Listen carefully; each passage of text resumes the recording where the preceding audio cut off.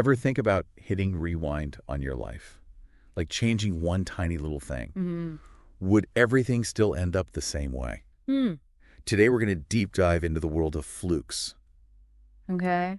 Those seemingly insignificant events that can kind of ripple out, Right. Yeah. change our lives and history Yeah. in ways we don't often think about. Yeah. And we've got some pretty wild stories for you. I think Handfuls of atomic bombs barely missing their targets. Mm-hmm. And even a Zambian coup that almost worked. Wow. All because of, Really? wait for it, a loose pant leg. A loose pant leg. We'll have to wait for that one. Okay. All right. I'm intrigued. But I think what's so captivating about all this Yeah. is it really makes us rethink how we view cause and effect. Yeah. We often look for like these big reasons for major events. Right. But sometimes it's the tiniest, most unexpected details Absolutely. that really make all the difference. The butterfly effect. Exactly. Yeah. And our journey today starts with a pretty ordinary vacation. Back in 1926, a couple, Mr. and Mrs. Stimson, Okay. they visited Kyoto, Japan. Classic. Temples, gardens, the Miyako hotels. Mm-hmm. Just your classic sightseeing trip. Yeah. They had no idea that this trip would connect to the city's fate Wow. during World War II. Fast forward to 1945, the war's raging, Right. and the U.S. is developing the atomic bomb. Mm-hmm. They put together a target committee Oh, wow. to figure out which Japanese cities should be Whoa. obliterated. Yeah. And Kyoto, with all its industry and culture and educated folks, Of course. it was right there at the top of the list. Top of the list. The intended blast site was the city's railway yards, Okay. which was just half a mile from the Miyako Hotel, Wow. where the Stimsons had stayed all those years before. No kidding. But here's where things get really wild. Yeah. By 1945, Mr. Stimson was the U.S. Secretary of War. Oh, wow. And when he found out Kyoto was the primary target, Yeah. he absolutely refused to allow it. He said no way. He was adamant. You know, Stimson, he drew on his personal memories Right. of Kyoto's beauty and its cultural importance. Yeah. And he just fought tooth and nail against its destruction. So a vacation from decades past Yeah. influenced a major wartime decision. It's pretty remarkable, isn't it? It really is. I Yeah. mean, was this just a powerful man's personal preference? Right. Or did those memories give him like a deeper understanding of Kyoto's value? Yeah. You know, something the committee just didn't have. That's the question, isn't it? It is, yeah. Ultimately, though, Yeah. Stimson's intervention, it saved Kyoto Wow. from the atomic bomb. Hmm. But this wasn't the only time chance played a role Right. in the Yeah. events of 1945. Okay. So the first bomb, it fell on Hiroshima as planned, Right. but the second bomb, its intended target, was Kokura. Kokura. So if a vacation memory saved Kyoto, Yeah. what happened in Kokura? Well, this is where we see a prime example of contingency. Okay. Something totally unforeseen happened. Okay. Heavy cloud cover obscured Kokura, Oh, no. and it forced the bomber crew to divert Oh, wow. to their secondary target, Okay. Nagasaki. Nagasaki, which wasn't even on the initial top tier list. Wow. It's almost as if fate Or the weather. or the weather, Yeah. had other plans. Wow. This totally unexpected turn of events Yeah. led to the Japanese phrase Kokura's luck, Kokura's luck. highlighting how chance Right. can sometimes mean a narrow escape from disaster. That's incredible. So thinking about Kokura's luck, Yeah. I can't help but think about all those moments in our own lives Right. where things could have gone so differently. Totally. Like that time I almost missed a flight Yeah. that ended up being delayed for hours anyway. Oh, sure. What if I had missed that flight Yeah. and met someone who completely changed my career path? It makes you wonder, Yeah. do we ever really acknowledge those hidden contingencies in our lives? Right. The near misses. It almost happens. The almost happens. That subtly shape our paths. Yeah.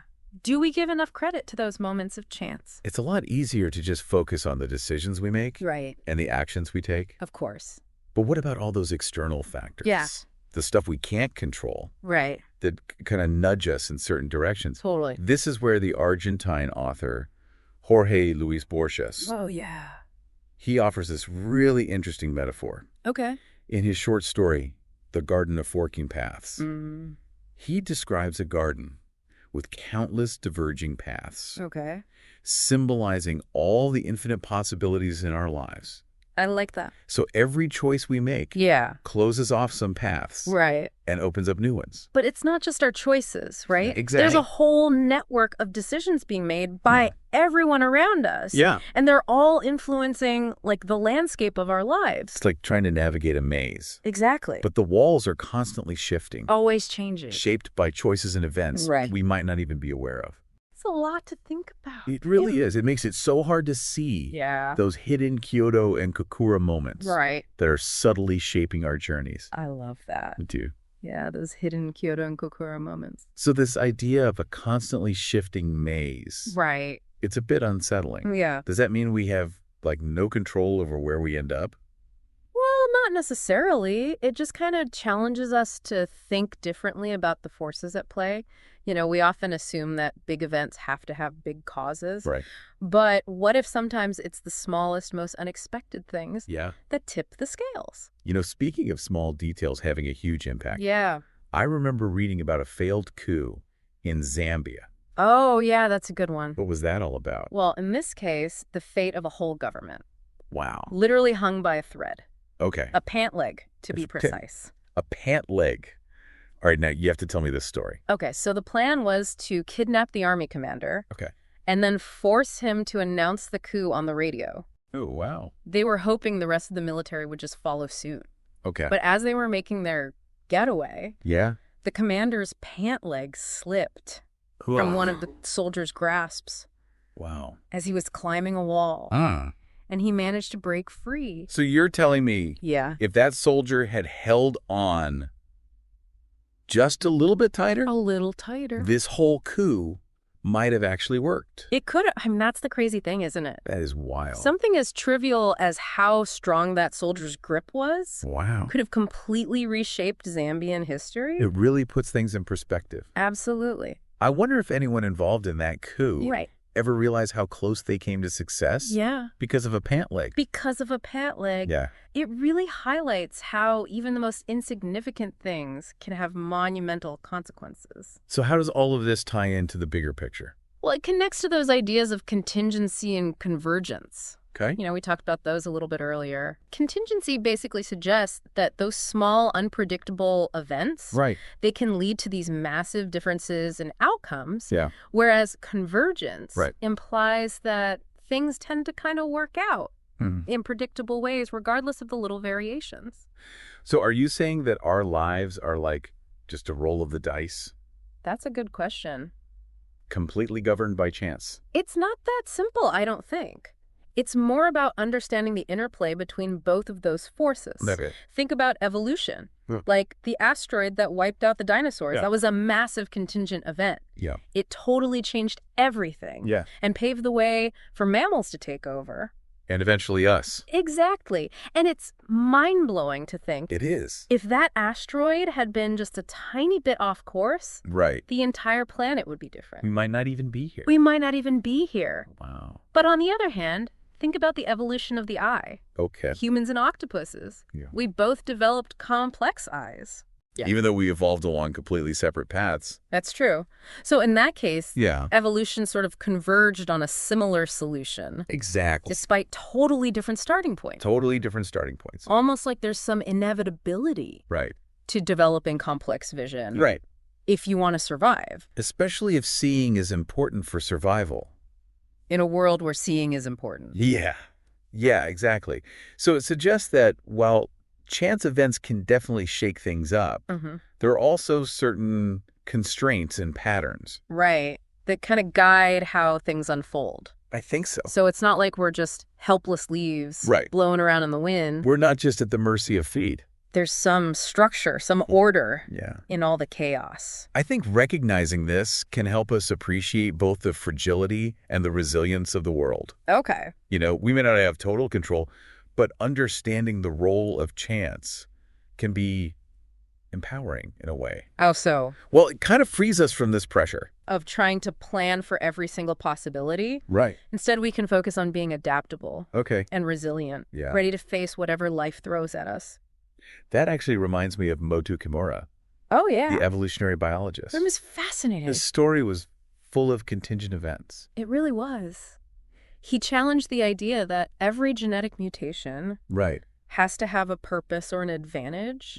He said that a lot of mutations are actually neutral. Interesting. Neither harmful nor beneficial. Just random variations. That happened to get passed down. Exactly. And his path to becoming a scientist was shaped by chance, too. Oh, totally. He only got into genetics because his brother died from food poisoning. Right. And that led him to explore all these new academic interests while he was recovering. And even more striking, he was a student at Kyoto University in 1945. When the bombs were dropped. When the bombs were dropped, if Kyoto had been destroyed, like they originally planned, he might not have lived to develop his work. On neutral mutations. On neutral mutations. The circle moment. It really is. Makes you think about the interconnectedness of it all. It does. How lives and ideas can be snuffed out or brought to life by these seemingly tiny events. It's humbling. Absolutely. It makes me wonder about all those unseen forces that shaped my own life. What were those crucial moments? Yeah. This almost happens. The ones I may never even be aware of. Right. It's a question we all grapple with. It's both unsettling and awe-inspiring to think about the fragility of existence. All those alternate realities that could have been. If just one tiny detail was different. Yeah, all those paths not taken. It's really mind-boggling. You know, those unborn ghosts, as the source material called them. It makes you realize how much we really owe to those chance encounters and those seemingly insignificant events. It's a powerful concept. It makes you rethink history and responsibility and even like our own identities. If so much is shaped by stuff we can't control, does that mean our choices are less important? That is a tough one. You know, it's easy to feel like we're just along for the ride when you consider all those ways things could have gone differently. But doesn't that make it hard to learn from the past or plan for the future? Like if chance plays such a big role, how can we even understand what's happened or predict what's going to happen next? It definitely challenges the way we usually think about cause and effect. You know, instead of looking for the reason something happened, we have to consider this whole web of factors. Intentional and accidental. So less like a straight line. And more like a tangled web. A tangled web. And in that web, there are all these what-if moments. These paths not taken. Could lead to completely different outcome. It's almost like we need a whole new way of thinking about history and making decisions. One that recognizes the role of chance, but doesn't completely throw out the importance of our choices. I think you've got it. So what does that look like? Well, how do we plan for the future when we know chance can always mess things up? It might sound strange, but recognizing how much chance is involved can actually make us better decision makers. Really? Yeah, it helps us be more adaptable and less focused on specific outcomes. So instead of getting stuck on one perfect plan, we need to be ready to change course. Exactly. Be open to possibilities. You know, sometimes those unexpected detours lead to the best destinations. That's a great way to put it. So as we wrap up this deep dive, what's like the one big takeaway you hope people will remember?